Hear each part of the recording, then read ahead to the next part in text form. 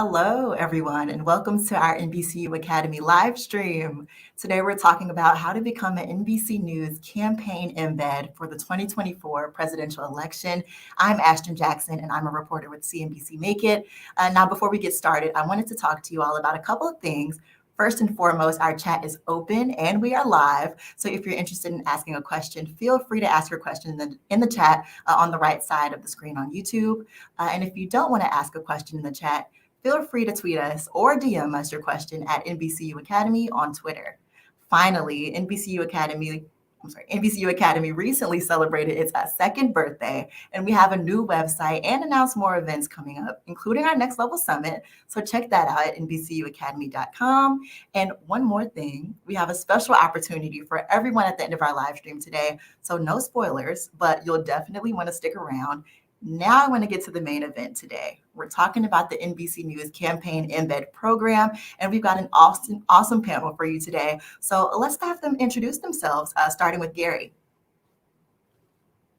I am a field for NBC News based in Washington, D.C. I do a little bit of producing, do a little bit of reporting, do whatever is required of me on a daily basis. And then how about Kailani?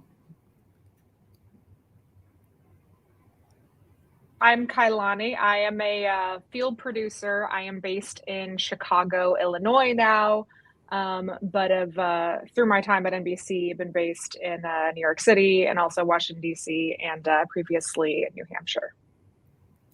And last but not least, we have Carrie.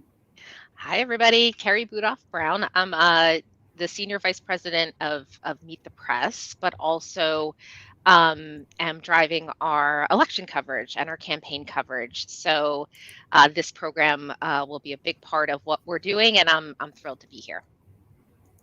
Absolutely. Welcome to everyone. And I want to just go ahead and get started with you, Carrie. We want to dive into what is an embed. So can you give us a little insight on what exactly a campaign embed is? Yeah, so a campaign embed is essentially you represent NBC News on the campaign trail. I could use a whole bunch of different cliches, like you're our first line of offense, you're our first line of defense, but you are the person who is out there on a day-to-day consistent basis, embedded in with a candidate, with a campaign or a state. And really when something happens, we're gonna turn to you often to be the first person to tell us what we need to know, how we can get it, how quickly we can get it. And at the end of the day, the job of a campaign embed is to, you're a reporter for NBC News. You're also doing a whole bunch of other things, not just reporting. You're shooting, you're sending back information. Kai and Gary and others will be able to go through all of that in specificity. But at the end of the day, you represent NBC News at a critical moment. And there's a lot of things that will go into how we choose this, which we'll talk about more. But at the end of the day, that's what it is. Absolutely. And I know that you were actually an embed yourself with Politico in 2008. Yeah. What was that like? So it wasn't technically an embed. It was an embed in part because Politico was so new and we had so few people that they essentially put me out on the campaign trail in 2007 in Iowa, and really didn't relieve me for a year, which essentially made me an embed. And some of my best friends to this day were the group of embed journalists from all the other networks. And, I would say it's a singular experience. I think it's the reason why, there's such interest in a program like this. I would say I've never had an experience like it before that or since then. And really what it is I was out there every single day, both living with my colleagues, with the people, with the campaign. At the same time, I had to report on them. And there's a whole set of challenges and opportunities that come with that. But, I think I would just say I got a front row seat to history. I was on the plane with Barack Obama starting in Iowa through Election Day, have experiences that, it's just unparalleled in that sense. So, I'm coming into this not as an official embed, but I was a person who was out there every single day and know the challenges that come with that kind of grueling pace, but also the great upsides that come from being able to, represent a great organization like NBC News at such a critical moment, and you'll never have another experience like it. Wow. Carrie, it sounds like you had such an amazing I did. experience during your time. And Gary, I wanted to toss it over to you and hear about your experience. Who did you cover? So it was the most incredible job in the world. I would second what Carrie said there. At one point or another during the 2020 race, I covered every Democrat running for president in some form or another. But I spent most of my time with Senator Bernie Sanders of Vermont during the primary. And then I was a producer for NBC News correspondent Mike Memley, who was following Joe Biden during the general election. But as Carrie sort of previewed there, this is an all-encompassing job. You do absolutely everything from shooting video, logging every word the candidate's saying while you're shooting that video. Otter, the app, is a real good help for that. You're flagging major news as it happens. You're sending out recap notes of every single event, every single word the candidate says, all while trying to talk to voters, drive from event to event or fly from event to event, and then developing sources and breaking news. And that along with the eating, sleeping, and calling mom when you can too in that process. All very important things, all things that you realize really does make a difference in the day-to-day operations of how NBC operates. I remember one time I had sent an email out, and not 5 minutes later, I was watching MSNBC, and Craig Melvin was reading word for word that email live on TV. And it made you realize just how important what you're sending is to the rest of the company. Wow, definitely sounds like super important work, Gary. And Kailani, I want to toss it off to you. You were in Embed in 2016. Can you talk a little bit about what your assignment was like and who did you end up covering? Yeah, so I started my my embed life in New Hampshire. I was the New Hampshire embed, so that meant that we covered every single candidate that actually comes to the state. So at the time, that was Donald Trump, Hillary Clinton, Bernie Sanders, and both the Democrats and Republicans are running that year, so it just goes all the way down. And then after the New Hampshire primary, I covered John Kasich until he dropped out of the race. And then I spent a few weeks on the road with Bill Clinton. And then I participated in what we call Veep stakes, which was the selection process of when the candidates are picking their VP. And I ended up covering Tim Kaine. So I was on Tim Kaine's plane with him basically as he was going around the entire country nonstop up until the general election and election day.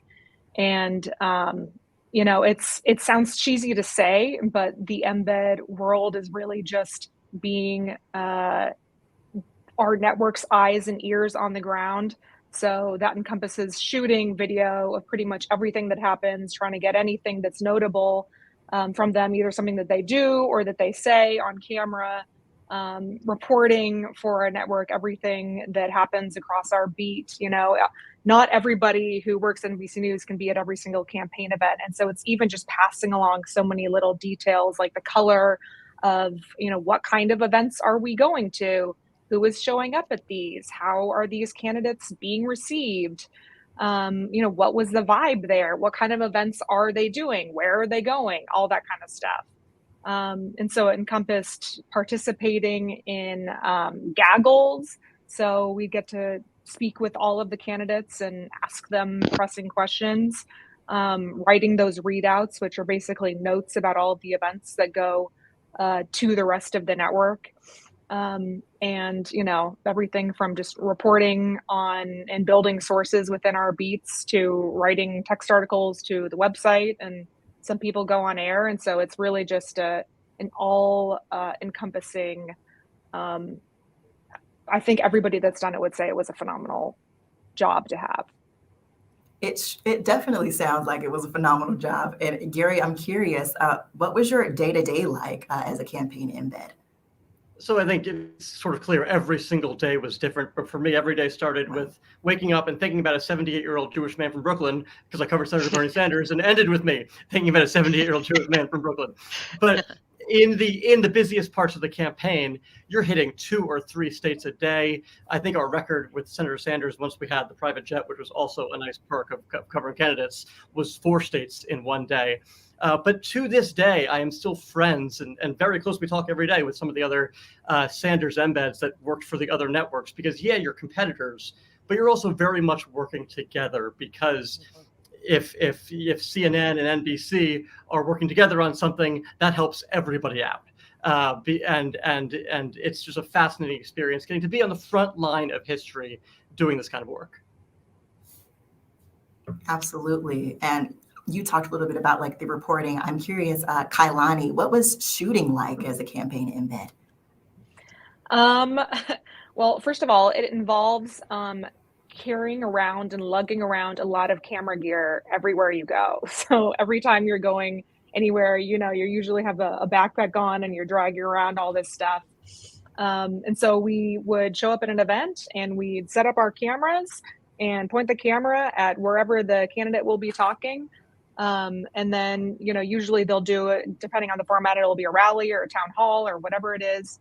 And sometimes we're just carrying the cameras and following them around wherever they're going, and shooting that way. I think just capturing video is arguably one of the most important pieces of this job. I mean, now I care a lot about what kind of video our embeds are going to shoot because I'm on the other side of being one of those people that's going to use it. But it frankly, we save a lot of money by having all of us out there and doing this sort of all-encompassing job. But that was one of my favorite parts of the whole thing. I've always been somebody that's interested in capturing video and taking images. And so, for people like me, that was one of the most fun parts. For sure. And I want to turn now kind of into what was great about the job itself. Kailani, I'll start with you again. What was your favorite part about being a campaign embed?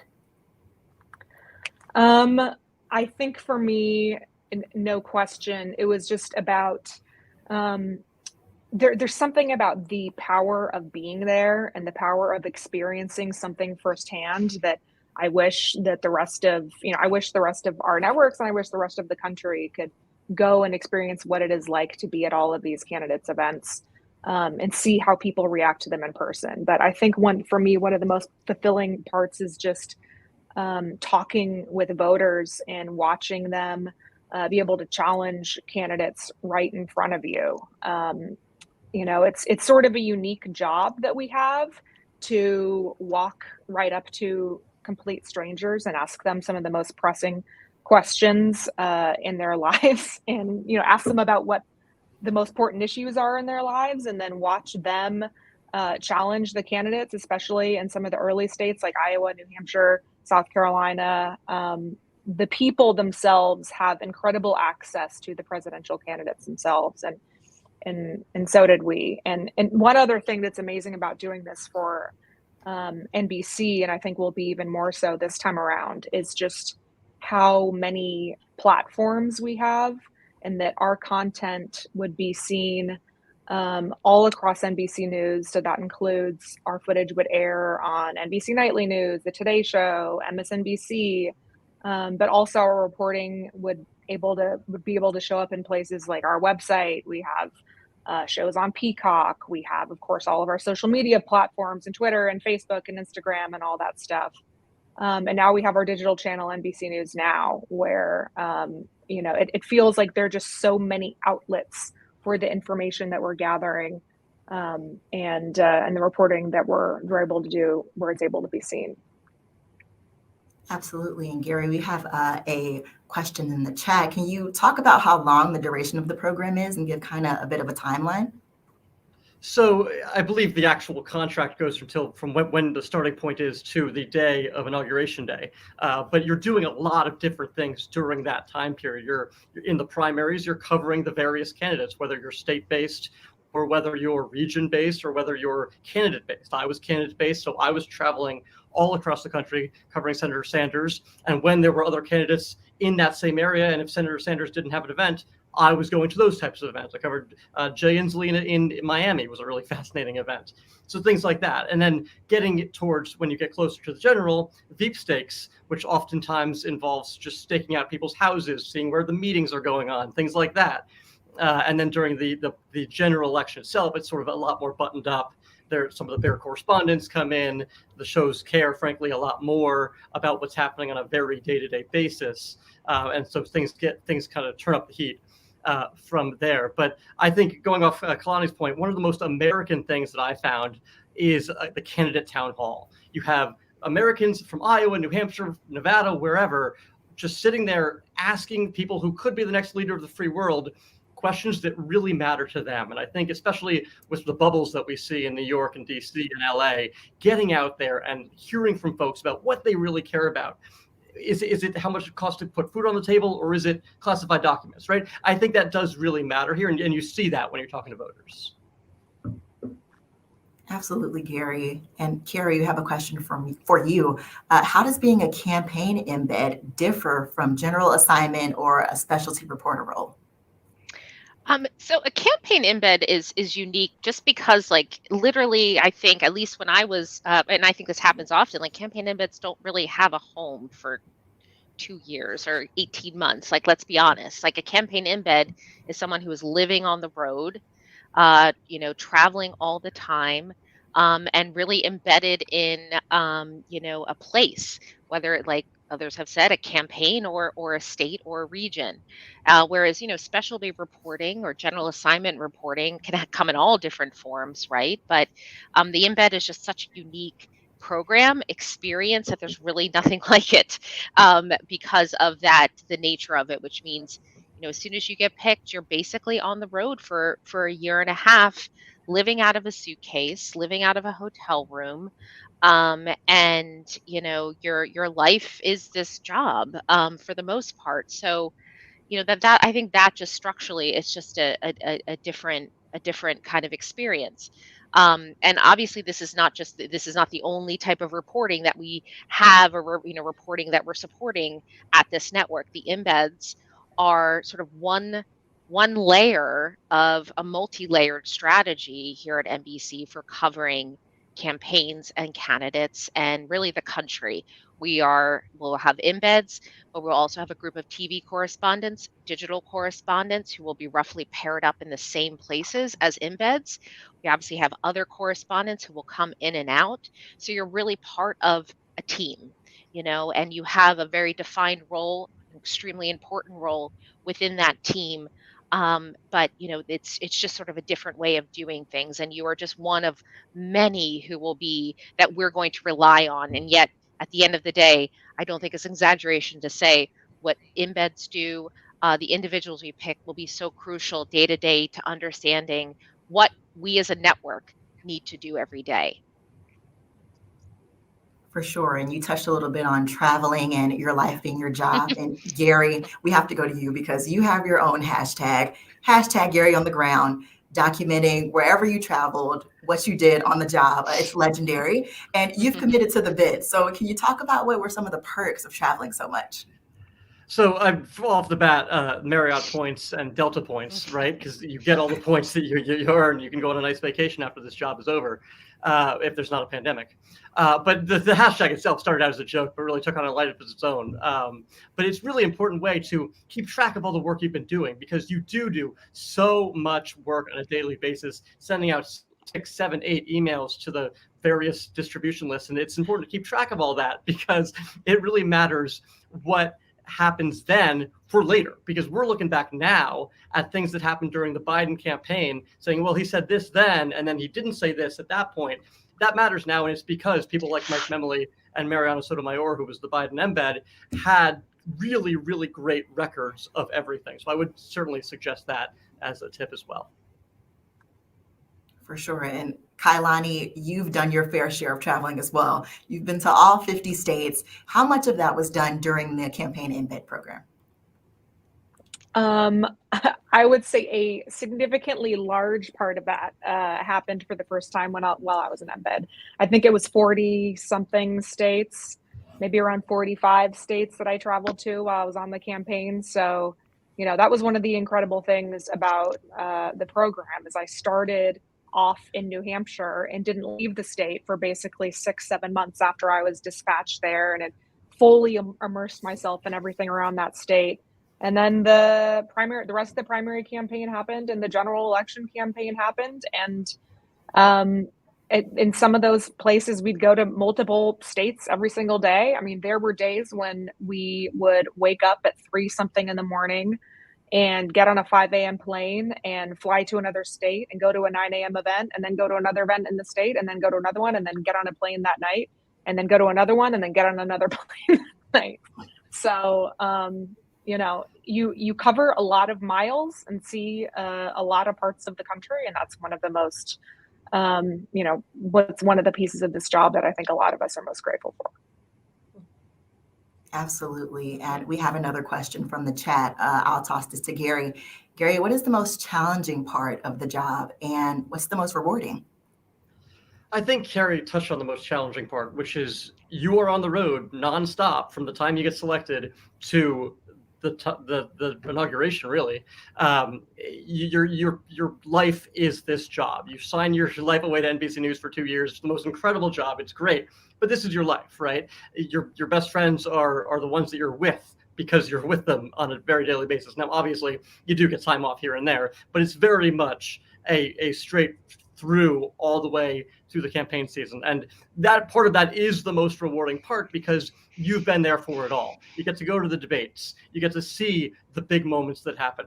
You could be right there when something major, when news breaks and you're the first one to shout a question at the candidate that makes major headlines across the country. And it was because of you that that's a major headline. And I think that's also something to really think about is your impact in this job goes well beyond NBC News, but really can change the news cycle for days or even weeks. Wow. And Kailani, will toss another chat question to you. What's been your toughest moment as an embed and how were you able to overcome that? You know, I could probably share some stories, by the way. Sorry. I was gonna say I could probably share some stories on my own, but Kai, you go first. I'll speak generally. I mean, there's a reason why most of the people who end up doing this job are young people. And that is because it is, I mean, like Gary was just talking about, it's a completely all-encompassing thing. And it's, you know, it's not only a physically demanding job with all of the stuff you're carrying around and the lack of sleep, but you miss a lot of family and you miss a lot of friends, and because you're just gone so much, you miss you know, important events or other things like that for people that you love. And so I think it's hard to maintain relationships with everybody when you're just gone all of the time. So that was probably one of the most, that is just generally the most difficult part of the whole thing, but I'll let Carrie go into some specifics. I want to add like one other element. There are obviously like huge like challenges that come with just sort of existing on the road, but a challenge as a journalist being an embed that I found extraordinarily is navigating the relationships that you have on the campaign trail with the people you're with. I think that there's a strange tension and conflict that exists within the embed program, which is that at least the style of campaigning that I you know, dealt with in 2007 and 8, which is just like different in some ways than the way campaigns are run now. I mean, in 2007 and 8, we were on a campaign plane for a year with the same people 7 days a week. And I was covering the campaign that was also then supplying my housing, my food, my access to everything. And I could say that there were moments where what I had to do as a journalist conflicted with what the campaign wanted. And navigating those tensions are a challenge because you're a journalist first and foremost, but you're in this very unique environment where, you know, you can lose sight of what your number one job is, which is to cover a campaign, to hold to those rules of journalism, and that there's tension within that. And it's tough to navigate because you could have to punch somebody in the face metaphorically, never actually, and then see them, you know, you got to see them the next day. So this is also really good lessons in how you do journalism in this day and age, because you're not just sitting behind a keyboard, you know, throwing grenades, and you never have to see the people you cover. In fact, you're living with them. And that presents a whole nother level of challenges that even when I was on the campaign trail, I was 30 years old. I was a journalist for 8 years before that. And yet it was still such an education for me to understand how to navigate those very tough relationships and moments. And even, you know, within the, so that's just with the campaign you're covering, but then you think about, you know, your peers that you're with, right? And to Gary's point earlier, I would say, yes, you're competitors with folks, but they're also your best allies, but you also can't forget that these are competitors too. So it's just a very highly complex layer of relationships that you have to forge, and you got to have that sort of emotional maturity to navigate all that. And I would say I had some tough moments. There are moments where the Obama campaign retaliated against me because they could, and yet I was subject to them because they controlled everything that I did in a way, in terms of where I sat on the plane and what. It's tough, but these are frankly lessons that will make you a better journalist, no matter what you do after or during, and you'll have help navigating all that. But it is a reality, and it's not an easy one. Absolutely. And this draws us to Connor's question from the chat. And any one of you could speak to this subject. With such a grueling schedule, how do you guys avoid burnout as campaign embeds? I can speak to that too. I mean, for me, it was thinking about the vacation that I was going to take at the end of the campaign with all those Marriott points that Gary was talking about. That was really it. Yeah, I do think the metaphorical vacation was absolutely something that kept us going, right? Because you do gain a number of points to the point where you can go actually somewhere really nice and spend a whole lot of little money, little bit of amount of money. But I think the idea of having time in those long drives across Iowa or long drives across Nevada, calling people from home that maybe are not in news, that don't get what you're doing every day, and realizing there's a whole nother world out there that is not following every single thing Bernie Sanders has ever done, and realizing that you want to be involved in that too. So I think that part helps as well, realizing that there is a whole other world out there. You're doing this, but don't lose sight of the fact that you got family and friends at home that you want to keep in touch with as well. I think you need to take a moment. Yeah, go ahead, Kai. One more thing about that. I think there's something also to be said about the power of adrenaline in these campaigns. I remember having a conversation with somebody after the fact and saying, that I almost felt more tired months later, and that you're just with the going and going and going, and the 24/7 news cycle that the embeds are completely in the middle of. You're basically running on adrenaline for a year and a half, and it was exciting and it was thrilling, and just being in the middle of the situations that you're at are so exciting and thrilling. And so, I mean, I know I really didn't feel close to burning out during the year and a half that happened, because I was just having the time of my life in these places that I was feeling so grateful to be at. And so, I think just there is something about a progression of constant movement there that kind of helps with not burning out. At least it did for me at the time. I think another good sort of thing is when you're out, you're getting so many experiences in places that you've never been before. Like I've been in all 50 states but one. I haven't been to Alaska yet, and I got most of those states because I traveled so much. And what I realized over that period, and even traveling with, as a White House correspondent, is when you're in some place that you've never been before, take time, even if it's a half an hour, for yourself to go out and explore. That you'll remember the things you saw versus sitting in the file or in your hotel room doing one more thing. And that requires a lot of discipline. But those are, I think the best memories I had was when I took advantage of the fact that I was out at Mount Rushmore, and I didn't stay in my hotel room. Or I was in London and took a walk and sort of learned something there. Is finding those moments for yourself wherever you can. And at the same time, burnout is very much a reality. I would speak just from my own experience. It was tough to get through Election Day. I mean, I was in a slightly different program, but it's still nonetheless the same thing. And to Kai's point, it did take many months to sort of feel like you're back to normal. And so that is a reality. And I think it's just something me as a manager here and everyone else, we all just have to be conscious of, and luckily we're going to put a big team around this whole effort, but pacing yourself, finding the moments for yourself, taking advantage and seeing things, it's all very important. So you can, just make sure that you don't burn out. And you will find that there is cell phone service to join the 9 a.m. call while you're standing on a beach, if that's where you happen to be. Yes. Right. So, that is beneficial as well. For sure, for sure. And Gary, I'll just go ahead and toss this question to you from Emma. What was your strategy for developing and cultivating sources as an embed? So I still have trouble with this to this day, right? Because you want to cultivate sources, but also be their friend, but also know that they're a source, right? It's a really fine line there. But I think that understanding that everyone has a role here, right? You're just trying to get, sometimes it's logistical information, like is Sanders 5, 10, 15 minutes late because MSNBC may want to take it live on air? Or is it actually more news gathering? Hey, I heard a tip that this might be happening tomorrow. Is he doing this? What is his view on this? A lot of the time, especially back then, was what are his thoughts on the idea that Donald Trump is thinking this, right? And that was like running a lot of the news cycle was, well, Trump said this or he tweeted this. What does Bernie Sanders think? You'll be surprised to learn they thought very different things. But I think that's part of it is understanding logistically how to source somebody versus actual news that you're trying to get from them, because different people are good for different things on a campaign.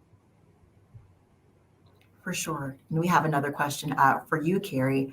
What would you say to someone who has news gathering experience but not shooting experience?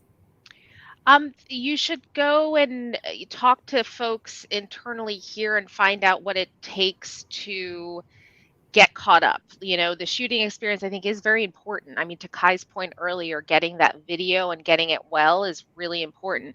And yet it's a skill that you can get better at and learn how to do. So if you have the news gathering but not the shooting, hook up with someone who can help you learn quickly. I think maybe I'd love to hear from Kai on that. Probably she might even be a little bit better than me on that, but I think it's, go start learning. Is that right, Kai? What do you think? Yeah, I mean, so I think, well, I know the NBC embeds, and I'm sure other networks embeds do a camera training course at the start of the whole experience once people are hired. I think it absolutely helps to have some kind of technical knowledge or background and being familiar with cameras and such. But I think I would say during the application process itself and in the actual practice of the job, it felt to me like the most important qualities that they were looking for and that you actually do need in doing it is just political knowledge. And frankly, a lot of that is stuff that you can't necessarily even study for. It's just, are you immersed in the political news of today, and have you been for a while? Do you know who all these candidates are? Do you know their backgrounds? Do you know what they've said about certain issues? And all that kind of stuff. So. For sure. And that definitely leads me to my next question from the chat. For Carrie, will you accept applicants with a producer background who wants to cover political news and elections, but they don't have experience in either of those subjects?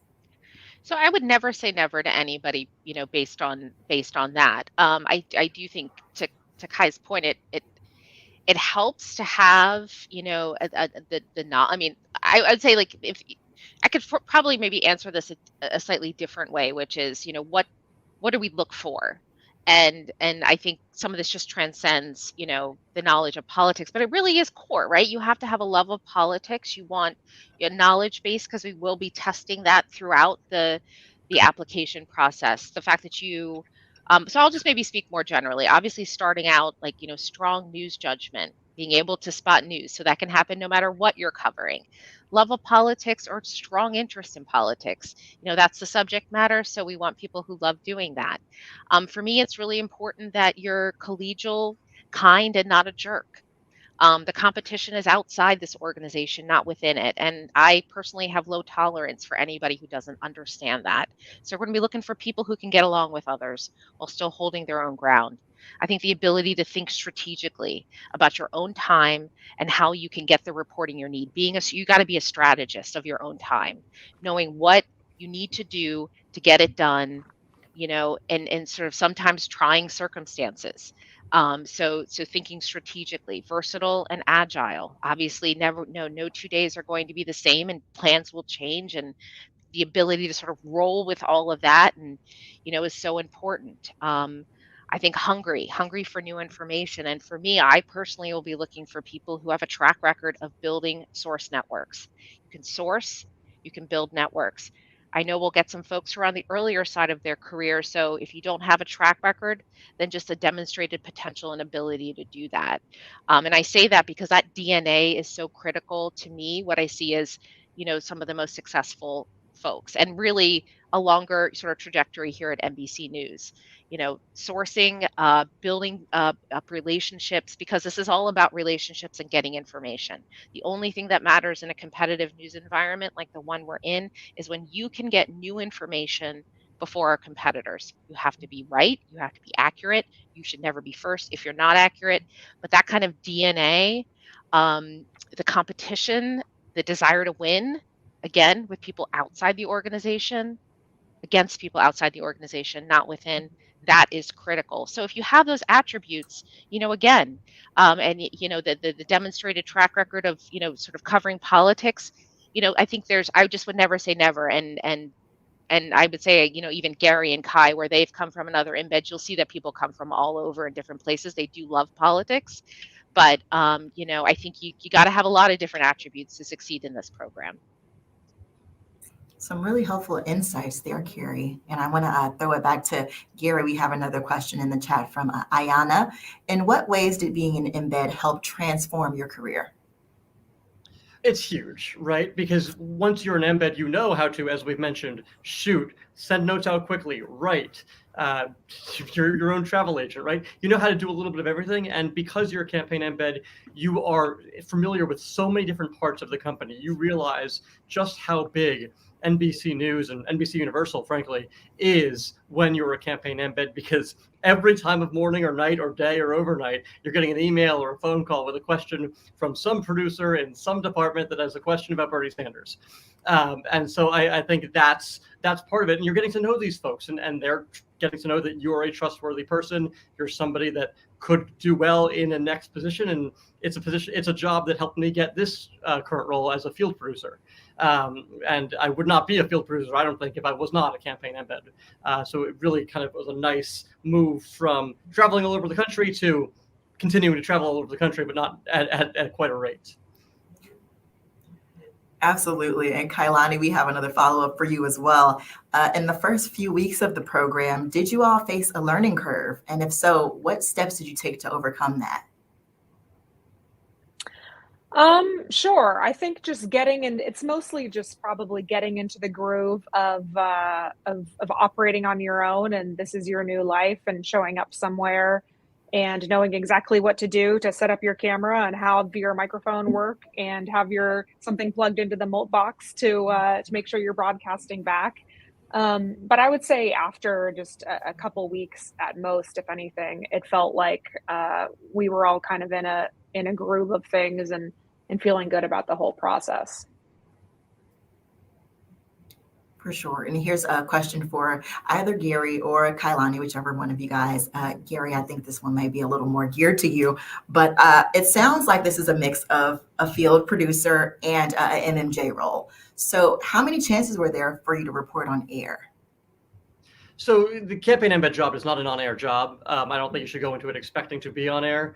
It's primarily you're with the candidate if that happens. Part of the interview process, at least for me in 2020, there is an on-air test. But my understanding of that test was to make sure you don't turn into a puddle. Should in a massive breaking news situation, they need you on air in that case. There is an on-air test part of the application process, but it is certainly not a job where you should expect to be on air. I'll say, on that point and on kind of the last question that Gary had, a lot of people do go on air and a lot of people do go on frequently, but it's not necessarily a requirement that you want to be an on-air correspondent after the fact. There are a lot of former embeds, a lot of them have ended up on camera as correspondents, and they're all rocking it, and I work with them frequently. But then there's also people like me who went into it knowing that I had no desire to be an on-camera person in the future, and yet still kind of went around and I did my live shots when I had to. And then after the fact, I was happy to go back to having a more kind of behind the scenes role. And Carrie, we'll go ahead and toss it back to you. We've talked a bit about the qualities and the skills that you look for in a campaign embed, but we do know that the embeds end up wearing many hats, from field producer to camera operator, from audio techs, but they also need to be political reporters. So can you talk about what should political reporting be like for the embeds, and if you have a political reporting philosophy? Yeah, I think I got into it a little bit in the last question, but that's exactly right. And it goes back to the fact that we have a lot of platforms to feed here. There's a lot of hunger and interest for all different types of reporting at NBC News. We obviously have the TV platforms that everyone's most familiar with, but we have, NBCnews.com. In the Meet the Press world, we have a more, a platform called the Meet the Press blog, which is a place for more incremental developments. I would see that as a destination for a lot of reporting potentially that you get out in the field. The sort of more smaller nuggets, the little scooplet here. The creation of that was to provide a home to put some of that more incremental political reporting out there in the world, because it helps the reporter and their ability to get more of that type of stuff. So there's different outlets here for different types of reporting, which means, yes, you're shooting, you're, our first line of defense out there, but you really are also a political reporter who should be thinking about, okay, what you see out there. I think one of the best values that I felt like, and folks alluded to this, like when I was out on the road, every single day watching Barack Obama give, 5-6 speeches a day, that made me uniquely qualified to spot when he did something even minutely different from the day before. Because the point is that even small movements have big meaning. There is a story behind every small change that a candidate makes on the trail. There is some conversation that preceded that, and therefore that conversation that preceded that behind the scenes is newsworthy. So the ability to spot when there's something to jump on. One good example is when I spotted in 2008 when Obama was not wearing a tie. For many months he didn't wear a tie on the campaign trail. He was young, and eventually his advisor said, "You need to look a little bit older, start wearing a tie." And one day he started wearing a tie and never stopped. I was the only one who picked up on that. And that's because I looked at him every day. And there was a whole conversation that preceded that. And so that's where, finding your lane as an embed, where you are the one out there seeing everything. And yeah, you're going to send a lot of stuff back to us, but you are out there and you have agency to land something like that. And that's what I'm going to want to see. It goes back to my belief that, this is a crowded media environment. We got to get folks with the DNA who are intuitive, curious, and then have the moves to spot those small movements and see what the story was behind it, find it out, tell it. You might tell it sometimes. It might have to be passed on to a correspondent sometimes, but whatever it is, being as open-minded, testing your assumptions, trying to meet as many people as you can. And then while you're out there, the most important thing also, I keep saying everything's most important, but talking to those voters, those voter conversations send you in different directions on what story to pursue next. Talking to people before and after comments will turn up sort of new developments that you never thought, by not talking to folks.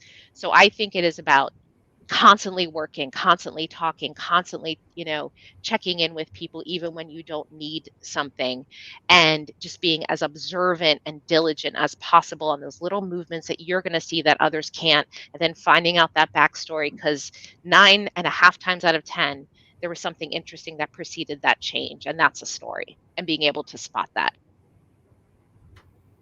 Absolutely. And Carrie, you've touched on this a bit in your answer, but I want to ask, why send embeds out at all? Why is it important to actually be in the field? It's important. Why embeds at all? Well, this is a really big story. We're a really big network, where we need to add firepower in moments like this. So it's not just about, layering in a lot of different type of talent. And that's really what I was speaking to before. Embeds are one part of a multi-layered strategy for covering campaigns, candidates, and states. And in fact, it has to be multi-layered, and we have to do it from different parts of the country. So the embed is critical because, we are a TV network, a visual medium. We need the video, we need the shot. And the shots that you need to get go outside, or go beyond just sort of getting the head-on event.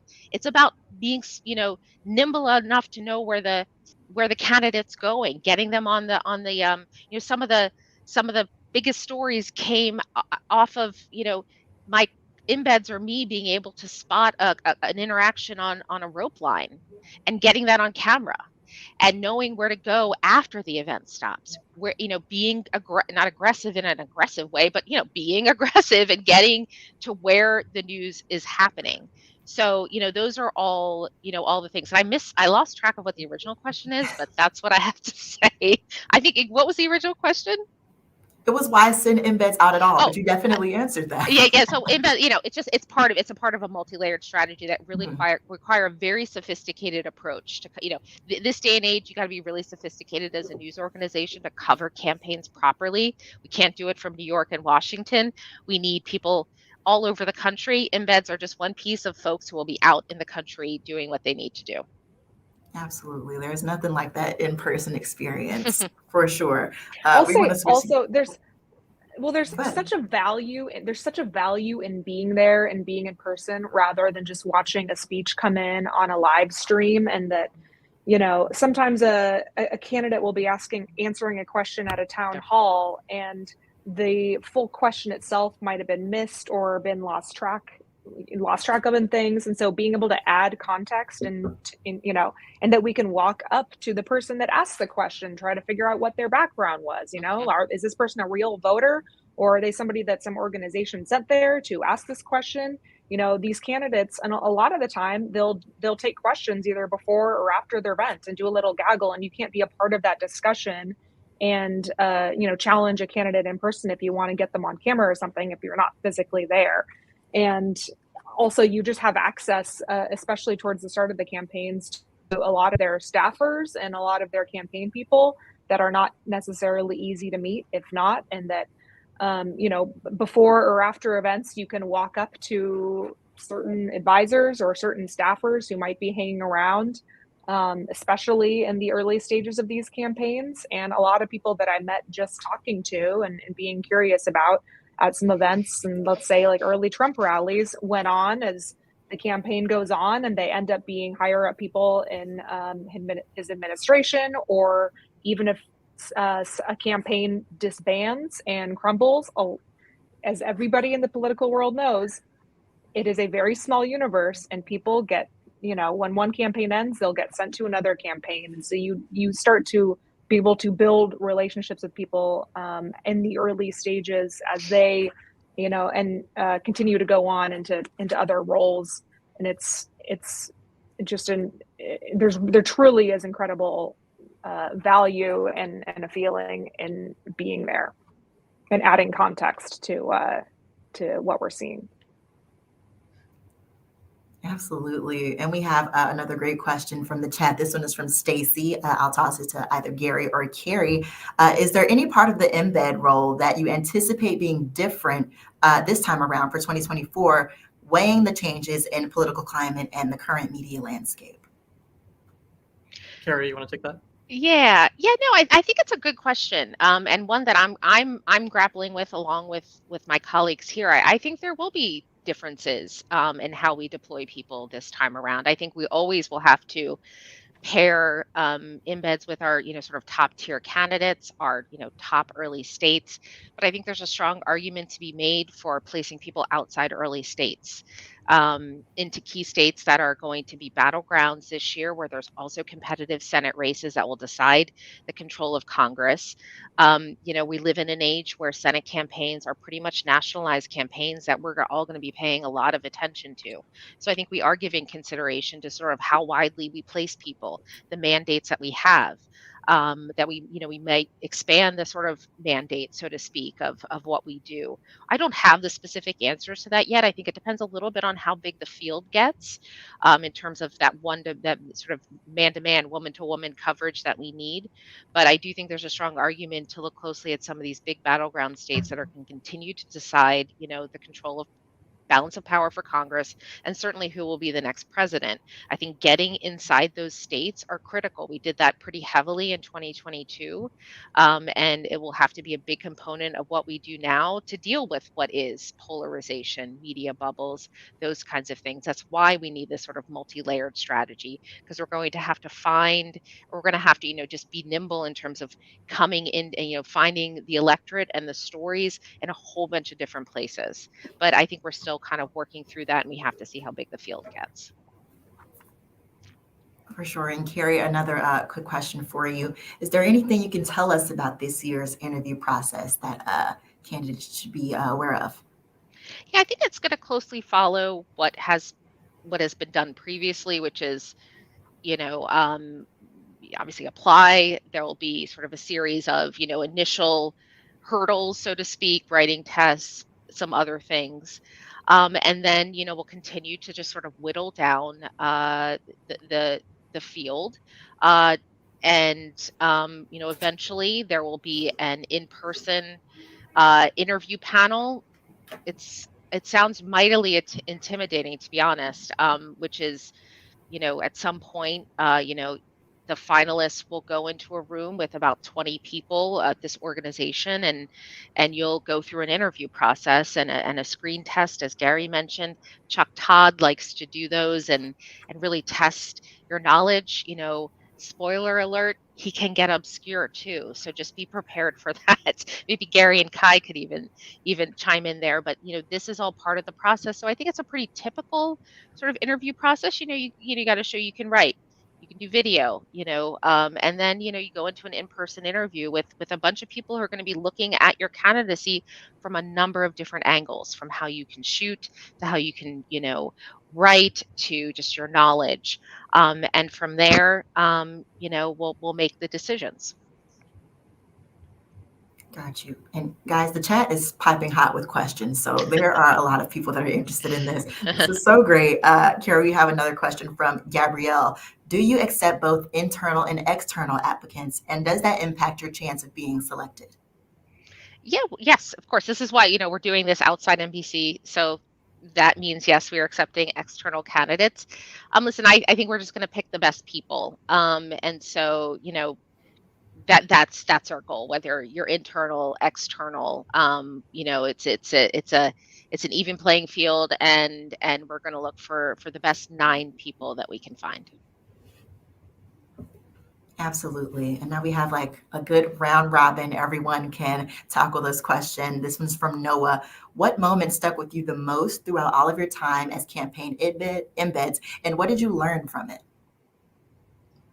So I think the biggest moment for me was the biggest moment of the campaign for Bernie Sanders, which was when he had his heart attack. I was in Las Vegas, and he was in Las Vegas when he had his heart attack, and it was just, your world sort of stops, right? I literally was on a highway driving when the email came in from the campaign that he had a myocardial infarction, which is a medical term for heart attack, but they didn't want to write the word heart attack in the release. And so I'm pulling over in my car to the side of a highway in Las Vegas, and then immediately trying to get on the phone, trying to call as many people as I could. Obviously, no one was answering in terms of the campaign side. But you have the entire editorial support of NBC News behind you in those moments, which I think is really important. I called Dr. John Torres, one of our medical contributors, to find out what exactly a myocardial infarction was. And he said, it's a heart attack, Gary. And I said, okay. And then, you go from there, right? It was a massive moment. It was a moment where we thought the campaign was going to be over. And then, of course, little more than 2 weeks later, he held a massive 15,000 person Bernie's back rally in Queensboro Park in New York City. So that was just a wild 2 weeks, not to mention the immediate aftermath of trying to figure out what hospital he was in so that we could get there, be outside of the hospital, and be able to talk to his wife and some of the campaign staff. So that was definitely a huge moment. For sure. We'll go to Kailani and then Carrie.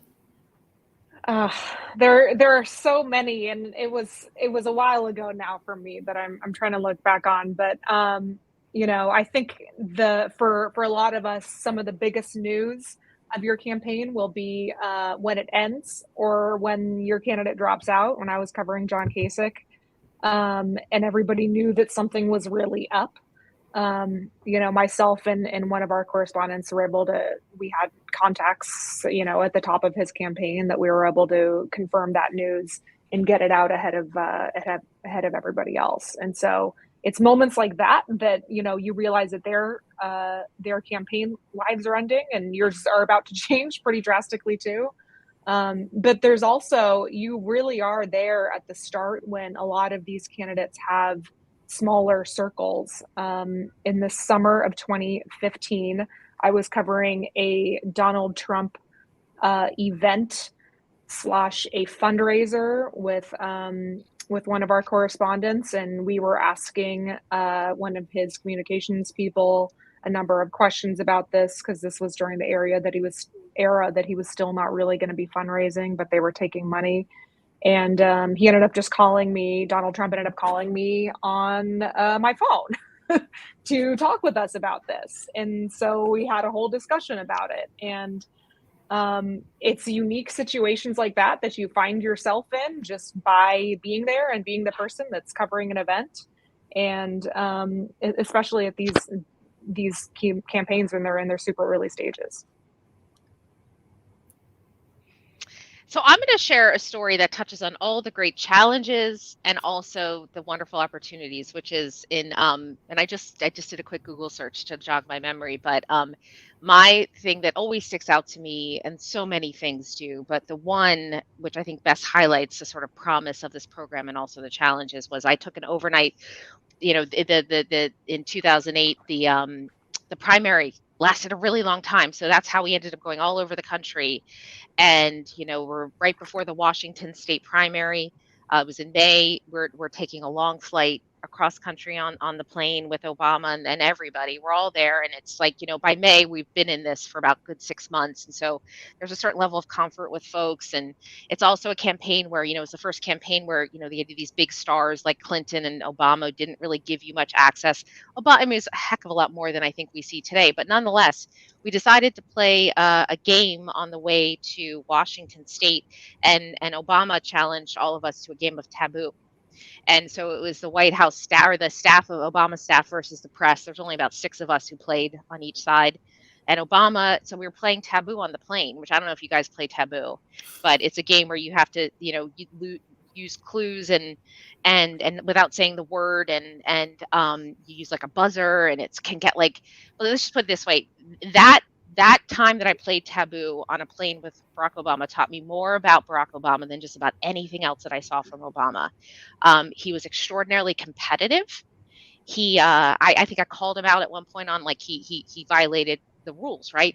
He yelled at me, which was a little shocking, but because he was going to lose. And so that kind of moment, both the uniqueness of being able to play taboo with, the future president of the United States in this very intimate environment, seeing him in a different way than you'd ever would see him outside of that, is the promise of, and the opportunity that you get with this program. On the flip side, in that, this was off the record on the plane playing taboo. Like, that was also a big struggle. Everything, what's off the record, what's on the record. We started by playing off the record, but then one of the clues was, I think the word was gap. And Obama proceeded to say, he said, it's a store where, you can look it up. You could Google this. He said something that was a little impolitic, that then put all of us in a weird position. We had to decide whether we had to write about this, because he basically said gap, and a clue that he used was, it's where gay people shop. No lie. And, this was 2008. And even then we realized he's a presidential candidate who sort of made this generalization. And we ended up having to write about the taboo game because of this comment. So it just kind of shows you the whole range of experiences you can get. But at the end of the day, what I do remember was the fact that I had a front seat and multiple days, multiple times, into understanding who this candidate was, and really that game and playing with him was kind of was a singular experience. So that's what I got. Google Obama taboo plane and it will come up. What a great way to end us off, Carrie. And thank you all so much for doing this panel with us, and thank you for answering our questions. And thanks to all of you who are watching and asking questions about the Embed program. Now, as promised, we have a surprise for everyone. We have some breaking news about the Embed application. The application that you've all been waiting for is now open. So you can scan the QR code that's on the screen right now to go to the application, or use this bit.ly link on the screen, or you can go to NBCUacademy.com and go to events and then click on this event. And we'll have a direct link to the Embed application on our site. Good luck to everyone applying, and we're looking forward to seeing you all out on the trail with us soon. Thank you so much.